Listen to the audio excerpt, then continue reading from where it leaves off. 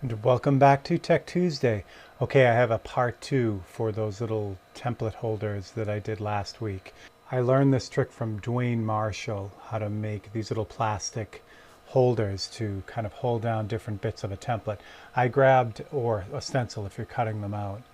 I grabbed my Pocket Graphics from Scott McKay because it works out really well. But the issue, if you watched last week's video, is with these little templates, if you cut them out yourself or if you use the pre-made ones like this one from Art Tool, if you're trying to get like this little spike right here and you're spraying it, if you don't hold it down, there's a chance that it can kind of pop up like that, right?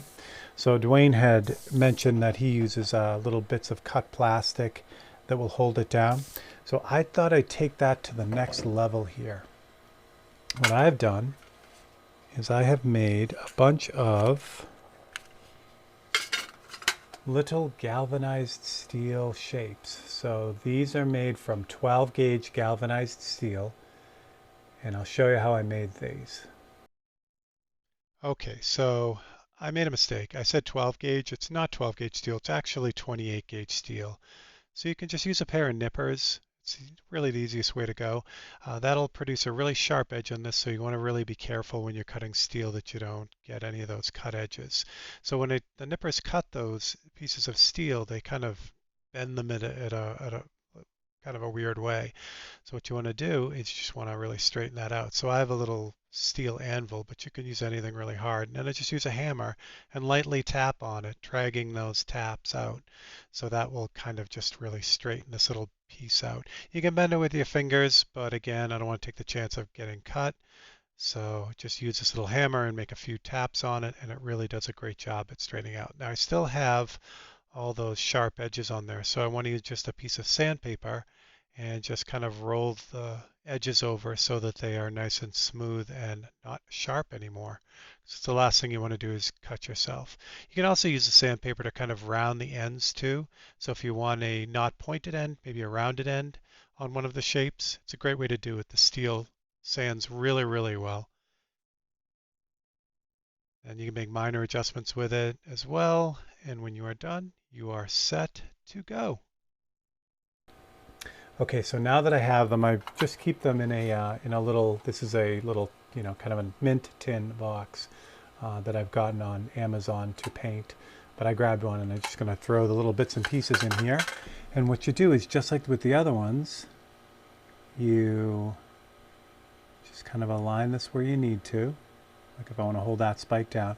And because they're galvanized steel, the magnets really hold well to them.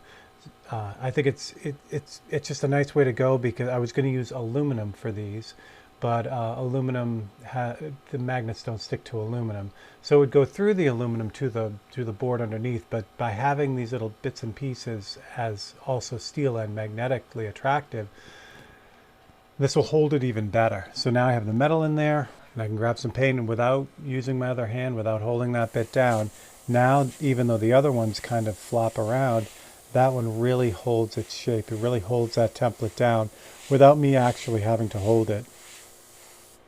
It's just a really neat way to go. The other nice thing about galvanized steel, as aluminum too, nothing will hurt it. So you can get as much paint on it as you want. It won't rust or anything. So if you can, look for the galvanized steel rather than just the regular steel. And again, that's 28 gauge steel that I grabbed for these.